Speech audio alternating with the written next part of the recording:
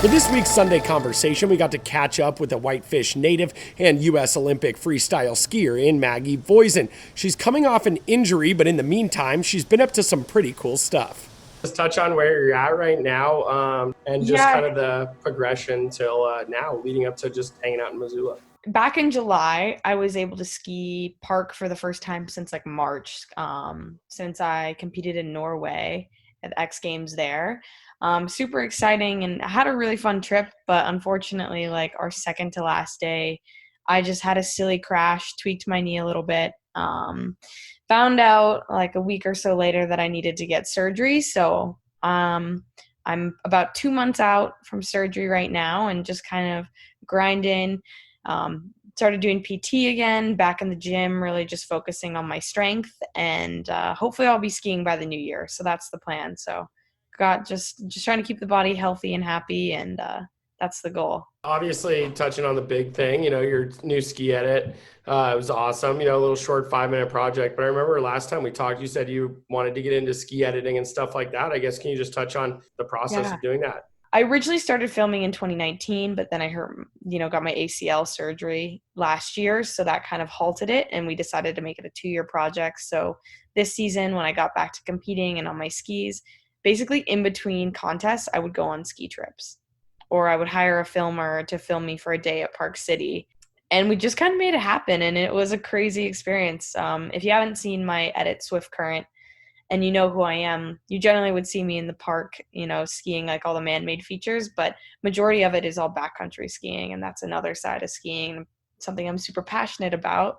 And it was just, it was such a fun process, and it's so different being in the backcountry and so eye-opening, and I have so much more to learn when it comes to it, but I'm just so excited to have opened the door to that new opportunity, and it was so much fun. And I honestly planned on doing a bit more filming, but then with COVID, obviously, I couldn't really finish. So there probably would have been more park skiing if that had been the case. But I'm so happy with how it ended up, and the whole process was so fun.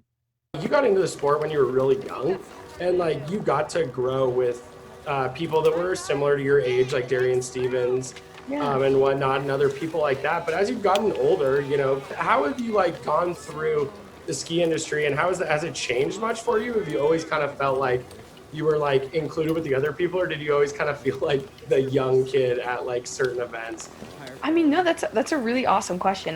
Yeah, definitely when I got into the sport, I was the rookie, and I feel like for the first 4 years or so of my career, I was like baby Mags. That's what everyone called me. I was a young one, but I kind of have always just kind of had a little bit more of a mature personality, I think, for my age. So I really just kind of blended in with everyone that was older than me, and it never really felt like I was much younger. But now, as I'm getting older, in the sport, there's so many. My sport is a young sport in general, so there's so many talented young females, and I'm kind of, yeah, I'm one of the older girls out there. I'm a veteran, I would say, and I've just been in the sport for a while too, like you've mentioned, um, which is so crazy to think, but it's fun. I feel like those older girls pass the torch down to me, and now I have it and I can pass it down to the younger generation. And it's just really fun and cool to think about in that sense that, these girls that I'm competing against, I hope that along the line when they were younger, I inspired them to, get to this level. And that's how I felt when I competed with the older girls. And when I was a rookie, I was competing and learned and fed off of all these females that I looked up to in my life. So it's really cool in that aspect. So hopefully I'm doing the same thing. The last question was just this winter. Obviously, a lot of unknowns and stuff, but you Mhm. just stick it in Montana. Could we expect to see you at random resorts or something like that, or out in the backcountry?